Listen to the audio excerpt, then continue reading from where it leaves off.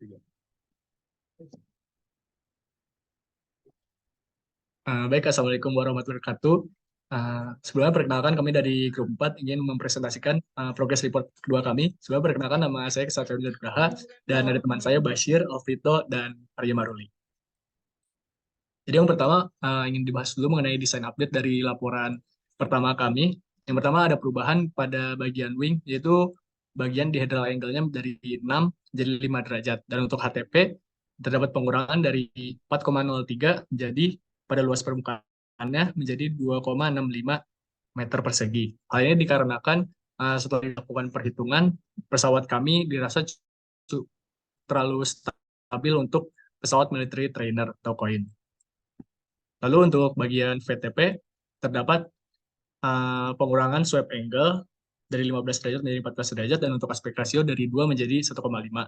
Hal ini dikarenakan untuk pemenuhan geometri pesawat kami dan payloadnya terdapat perubahan urutan payload yaitu dari yang awalnya LAU 19, GBU 38, GBU 38 dan di ujungnya LAU 19 menjadi LAU 19 ada di hardpoint kedua dan 4. Hanya dikarenakan setelah dilakukan perhitungan lebih lanjut, ternyata berat untuk LAU ini agak lebih berat dan akhirnya kami memutuskan untuk menaruh agak di bagian dalam.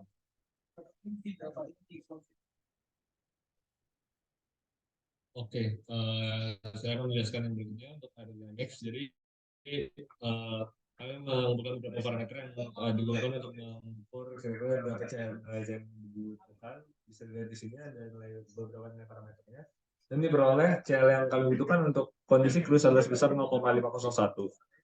Kemudian kami memilih airfoil NACA 632615 dengan tujuan untuk mencapai nilai CL yang akan digunakan untuk terbang dan juga dengan dasar pertimbangan ketebalan dari thickness airfoil itu karena pada saat kami akan membawa armamen. Lanjut yang berikutnya. Kemudian bisa dilihat di sini kami di sini ada grafik kurva CL versus alpha.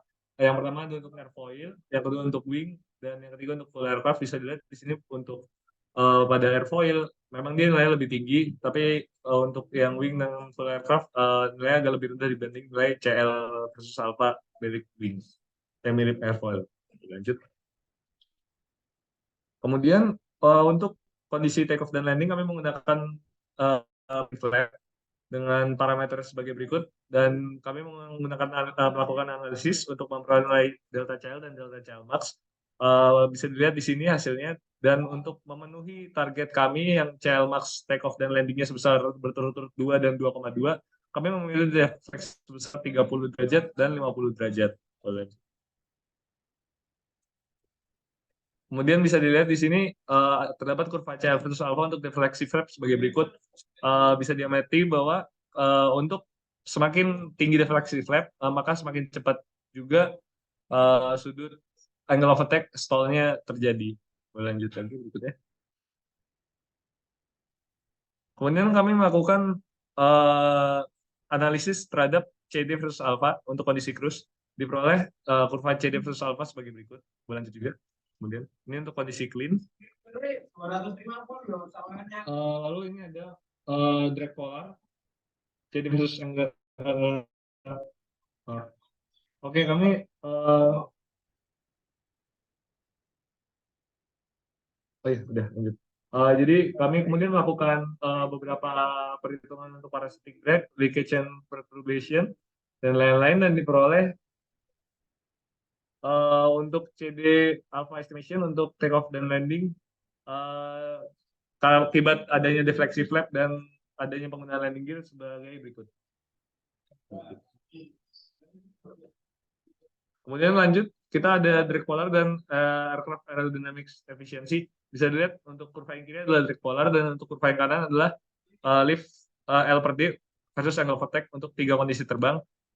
Bisa diamati di sini bahwa nilai L per D dari cruise mencapai asumsi yang digunakan pada laporan 1 yaitu sebesar 10 bahkan lebih, yaitu pada sekitar angka 13, sekian untuk kondisi angle of attack sebesar 5.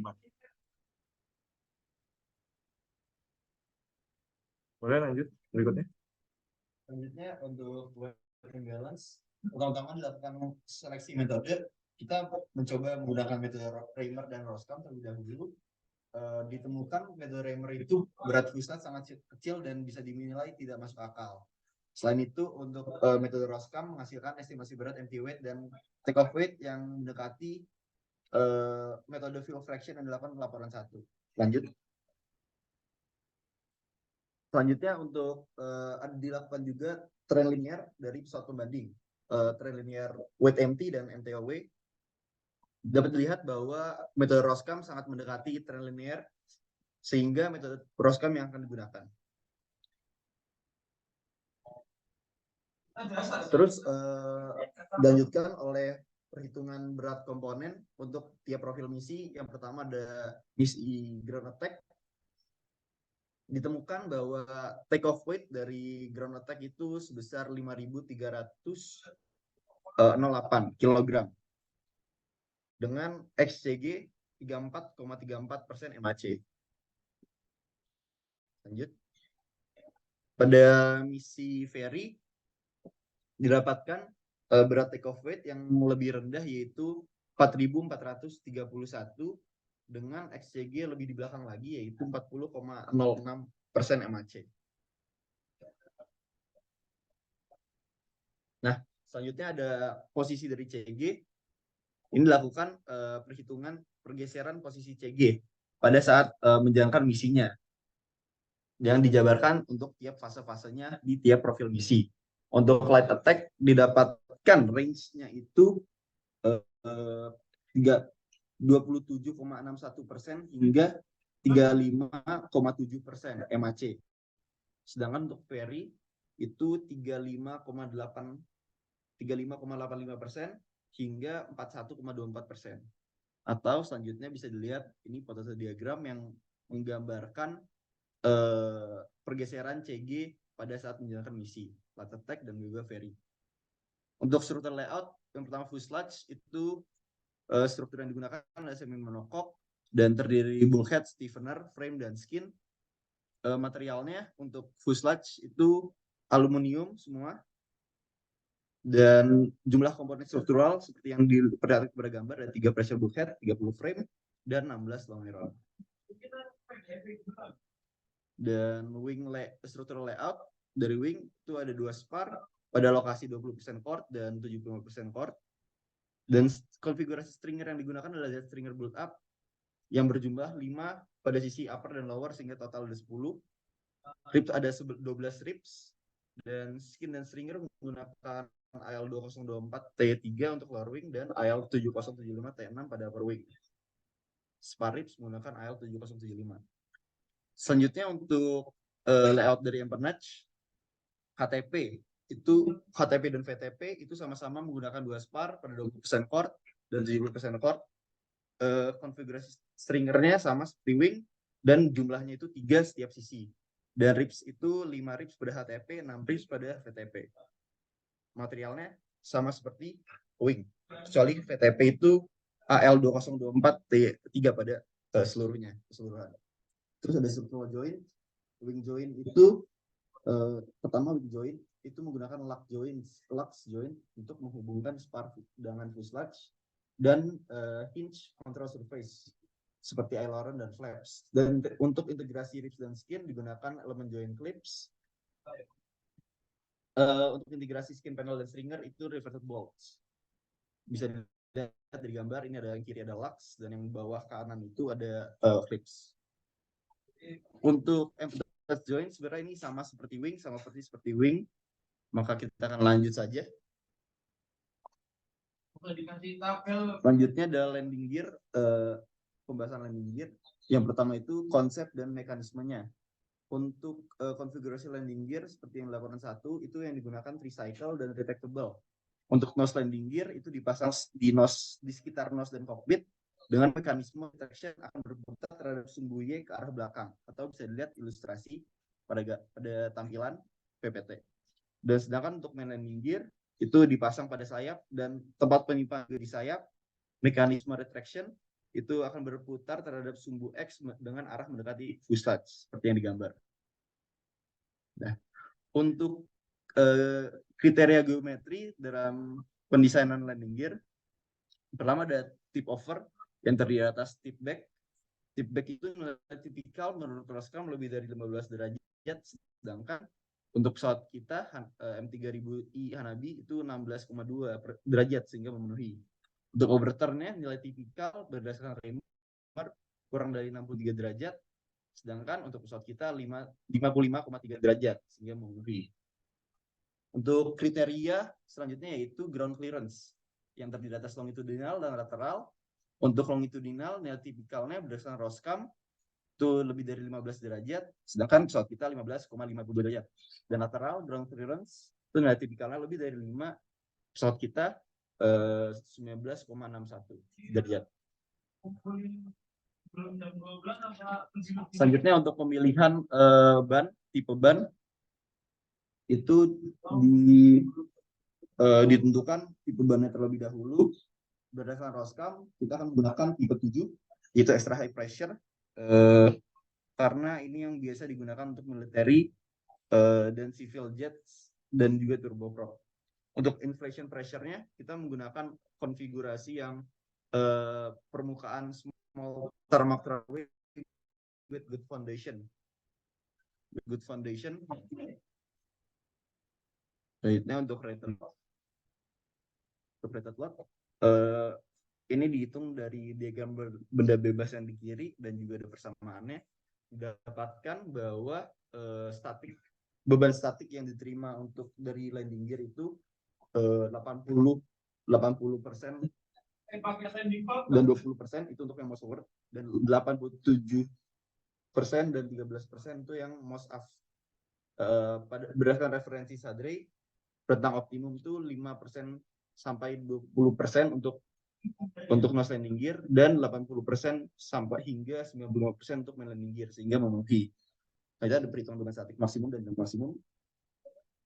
Nah, ini untuk rated speed dihitung menggunakan persamaan yang tertera sehingga didapatkan nilai rated speed 44 mph atau 98,43 mph.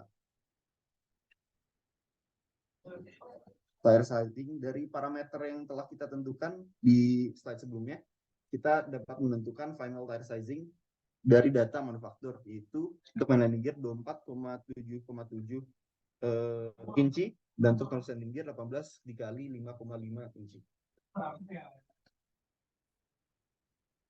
Oke, kemudian saya akan menjelaskan untuk stability dan control. Jadi ada beberapa kriteria yang harus dipenuhi. Salah satunya yang pertama adalah longitudinal stability. Jadi untuk longitudinal stability diperoleh yang pertama. Jadi kita akan mencari dulu neutral point dan berdasarkan CG yang sudah didapat kita akan pilih yang most forward dan most aft. Terus kita bakal cari selisihnya dan diperoleh hasil sebagai berikut. Untuk most forward static margin sebesar 15,01% dan most aft itu sebesar minus 0,16%. Kenapa minus 0,16% ini masih dianggap aman? Karena dia mendekati nilai 0 yang mana dia sebenarnya neutrally stable gitu, antara stable sama unstable gitu. Kemudian dari dua nilai CG yang sudah didapat, yang most forward sama F, dilakukan analisis di .com dan diperoleh kurva moment coefficient versus angle of attack untuk kedua posisi dan diperoleh CM alfanya sebesar most forwardnya minus 0,5852 dan most aft-nya sebesar 0,064. Berlanjut berikutnya. Oke, yang berikutnya adalah lateral dan directional stability. Jadi bisa dilihat dulu. Yang pertama, kami melakukan analisis untuk memperoleh CY beta dan diperoleh nilainya sebesar minus 0,443 per radian. Kemudian dari nilai CY beta itu kami gunakan untuk memperoleh nilai dari CL beta dan diperoleh hasilnya sebagai berikut. Bisa dilihat gradiennya positif, yang berarti sebenarnya dia kurang stabil untuk momen roll, dan bisa dilihat juga di CN beta dia kurang stabil juga untuk momen yaw gitu. Jadi pesawat ini secara maneuverabilitas sudah cukup baik. Lanjut. Kemudian ada control authority atau yang juga dikenal dengan kapasitas kontrol. Ini digunakan untuk menentukan kira-kira apakah surface area yang di surface dari HTP perlu diubah atau tidak. Jadi kami punya desain yang awal, yaitu sekitar seperempat 0,2 dari untuk nilai SA per S. Kami kemudian menurunkan nilai tersebut untuk menurunkan stabilitas dari pesawat kami sehingga mendapatkan manuverabilitas yang lebih baik lagi. Oke, boleh lanjut ke yang berikutnya buat performance. Oke, selanjutnya ada performance analysis. Pertama-tama ada parameter pesawat secara umum terlebih dahulu. Sesuai di RO, performance pesawat sendiri dibutuhkan yaitu maximum speed, cruise speed, stall speed, ferry range, radius of action, surface sailing, rate of climb, takeoff distance, dan landing distance. Nah, terlihat di sini sesuai dengan keterangannya parameter tersebut telah memenuhi di RO. Next. Nah, selanjutnya ada Dracula yang digunakan untuk perhitungan parameter pesawat pada performance analysis. Next. Selanjutnya ada engine chart yang digunakan yaitu PT6A67F. Bisa dilihat yang kiri, bisa dilihat power dibandingkan dengan kecepatan dan ketinggian. Next.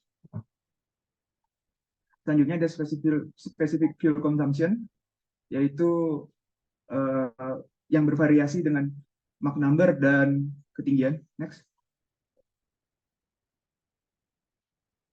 Next. Selanjutnya ada take-off performance.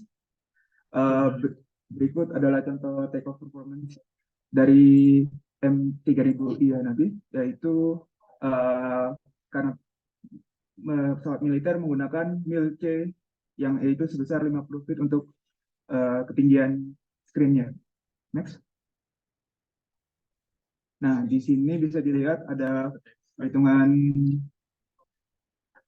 BFL, tapi untuk BFL tidak digunakan karena pesawat yaitu berupa single engine. Next.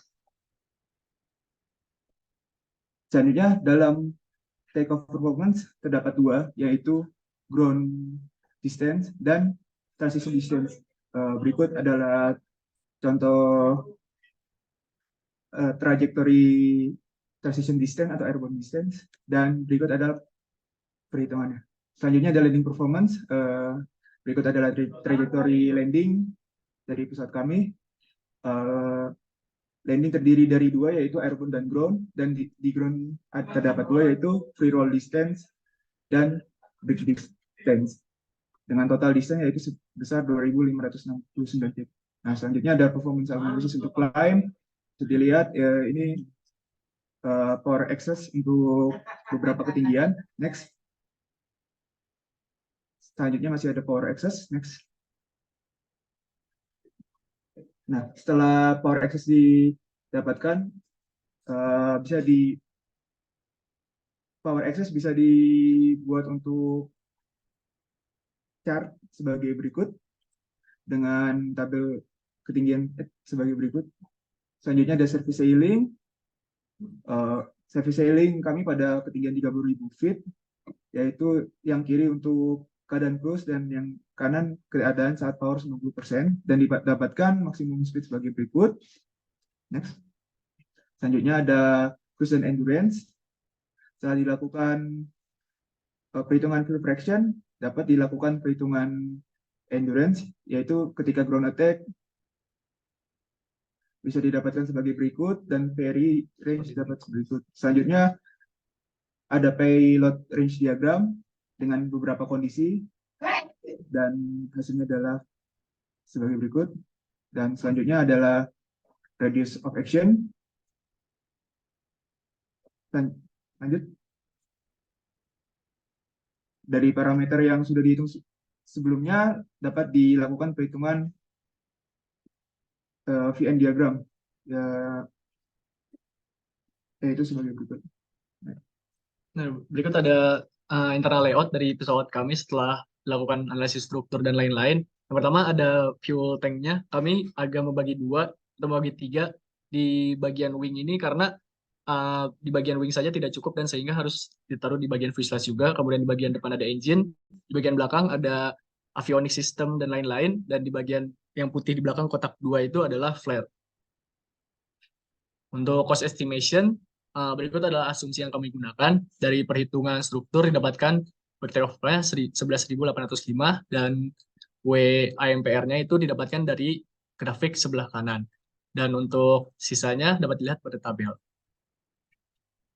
Untuk jumlah flying prototypes di sini lebih ditekankan pada jumlah prototipe yang dikembangkan pada fase RDTE. Di sini dipilih 5 karena untuk 3 itu sangat minimum sehingga 5 itu cukup amannya. Dan untuk faktor kesulitan 1,5 karena pesawat kami tidak membutuhkan manufaktur yang terlalu sulit. Untuk CAD 1,2 dan material ini 1 dikarenakan kami menggunakan aluminium. Dan untuk nilai produksi setiap bulannya atau NRM dapat 2 karena kalau 1 pesawat kami tidak akan mencapai 100 dalam 7-8 tahun. Dan untuk faktor biaya di sini 46 USD per dolar itu sudah ditetapkan untuk DPU tahun ini. Dan untuk percentage of profit-nya kami digunakan 25%, finance cost factor 10%, dan engine cost dan avionik ditotalkan 2.933 USD dolar. Dan untuk di sini ada year design kami dari DRO yaitu 2030 dan CF pada design year didapatkan dari grafik itu sekitar 8,6. Kemudian di bawah ini ada total biaya untuk RDTE dan untuk akuisisi. Dari situ kita bisa mendapatkan untuk pesawat yang dimana untuk M3000I Hanabi ini memiliki estimasi harga di tahun 2030 sekitar 9.795.000 dolar, yang dimana harga ini lebih rendah daripada pesawat-pesawat pembanding yang dapat dilihat pada tabel. Dan untuk kesimpulannya, pesawat kami telah memenuhi DRO yang ditentukan. Sekian dari kami, terima kasih.